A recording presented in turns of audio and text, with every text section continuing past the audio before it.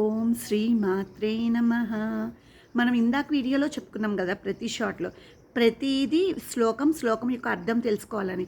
ఇప్పుడు అదే శ్లోకం శుక్లాంబరధరం మనం షార్ట్లో చెప్పుకున్నాం కదా, ఇప్పుడు దానికి మీనింగ్ తెలుసుకుందాం. మనం ఏ పూజ చేసినా మనం ముందుగా గణేశుడిని ఆరాధిస్తాం. ఆయనకి పూజ చేస్తే ఆయన మనకున్న ఆటంకాలు అడ్డంకులు అన్నీ తొలగిస్తాడని మనం అనుకుంటాం కదా. అలాగే మనం ఈరోజు శుక్లాంబరధరం శ్లోకం నేర్చుకుందాం. శుక్లాంబరధరం విష్ణుం శశివర్ణం చతుర్భుజం ప్రసన్నవదనం ధ్యాయేత్ సర్వవిఘ్నోపశాంతయే. శుక్లాంబరధరం విష్ణుం శశివర్ణం చతుర్భుజం ప్రసన్నవదనం ధ్యాయేత్ సర్వవిఘ్నోపశాంతయే. శుక్లాంబరధరం విష్ణుం శశివర్ణం చతుర్భుజం ప్రసన్నవదనం ధ్యాయేత్ సర్వవిఘ్నోపశాంతయే. ఓం శుక్లాంబరధరం విష్ణుం శశివర్ణం చతుర్భుజం ప్రసన్నవదనం ధ్యాయేత్ సర్వవిఘ్నోపశాంతయే. ఓం. ఈ శ్లోకం కూడా చెప్పాలా అని అడుగుతారేమో మీరు. ఈ శ్లోకం కూడా చదవడం రాని వాళ్ళు చాలామంది ఉన్నారు ఇప్పుడు ఈ జనరేషన్లో. కాబట్టి మనం మన పిల్లలకి తప్పకుండా ప్రతి శ్లోకం నేర్పించుకోవడం చాలా మంచిది. అలాగే వాటి యొక్క అర్థం కూడా వాళ్ళకి తెలియజేస్తే ఇంకా మంచిది. కాబట్టి ఇప్పుడు మనం శుక్లాంబరధరం అనే శ్లోకం గురించి అర్థం తెలుసుకుందాం.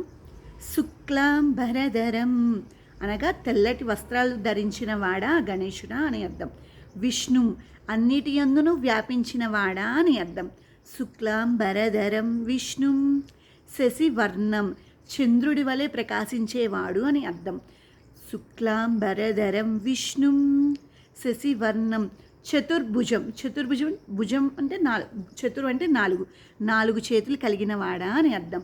శుక్లాంబరధరం విష్ణుం శశివర్ణం చతుర్భుజం ప్రసన్నవదనం ఆయన్ని ప్రసన్నం చేసుకోవాలి మనకు చాలా తేలిక. ధ్యాయేత్ ఆయన అనుగ్రహం మనకు ఎల్లప్పుడూ ఉండాలి.